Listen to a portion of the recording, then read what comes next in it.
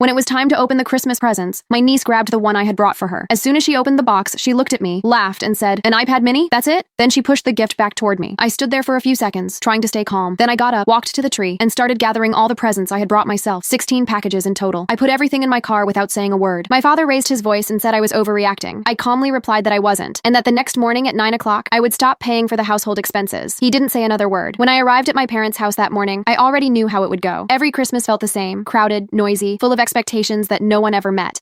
My mother would try to make everything look perfect. My sister would show up late with her perfect family and act like she was doing everyone a favor by being there. And I'd play my usual role, the one who pays for everything, the one who keeps things running even though no one ever thanks me. I'd brought 16 gifts that year. I counted them twice before leaving the house. It wasn't about showing off. It was about making sure everyone felt remembered. I had spent weeks choosing each one carefully. Something thoughtful for everyone, even for my niece, who had turned 12 and already acted like a celebrity. I bought her an iPad mini, not because I thought she deserved it, but because my sister had hinted that everyone in her class already has one. When I placed the gifts under the tree, my mother smiled, relieved, like I'd just solved one of her problems. No one asked how I'd been. No one asked how much that must have cost. They never do. Lunch was loud. My father complained about politics, my sister about her husband's work schedule, and my niece scrolled on her phone while everyone else tried to get her attention. I sat there, eating quietly, already counting the hours until I could go home. Then came the presents. My niece rushed toward the pile as if it was a race. She found the one with her name on it, ripped the paper apart, and when she saw what was inside, she looked at me, laughed, and said, "An iPad mini? That's it?" The room went silent. She pushed the box back toward me like it was some cheap mistake. I don't remember what expression I had, but I know everyone was watching. My sister laughed awkwardly. My mother said something like, she didn't mean it that way, but the words didn't matter. What I felt was heavier than embarrassment. It was the kind of exhaustion that builds over years of being taken for granted. I stood up slowly. No one said a thing as I walked to the tree. I started collecting the other gifts I had brought, the ones still wrapped, the ones people hadn't even touched yet. 16 packages. My hands were shaking, but not from anger. It was more like a deep calm, the kind that comes when you finally stop pretending. My mother asked what I was doing, her voice unsteady. My father raised his voice and said I was overreacting. I didn't look at him. I just said, "I'm not." I took the gifts to my car, one trip at a time. The cold air outside felt cleaner than the air inside that house. My heart was beating so fast it almost hurt, but I didn't turn back. When I closed the trunk, it sounded final, like something had ended right there in the driveway. When I went back in, my father stood up. He was angry, his face red, his jaw tight. He told me to sit down and stop making a scene. I told him calmly that I wasn't making a scene, that the next morning, at 9 o'clock, I'd stop paying for the household expenses. He didn't say another word after that. No one did. My mother just stared at the floor. My sister picked up her daughter's gift from the floor, looking embarrassed but not enough to apologize. My niece looked confused, like she couldn't understand why the world wasn't revolving around her anymore. I walked out of the house without saying goodbye. On the drive home, my hands finally started shaking for real. I'd been paying for their groceries, their electricity, their internet, all of it, for almost 5 years, ever since my father retired early and my mother's health got worse. It had started as a temporary thing, just until they got back on their feet.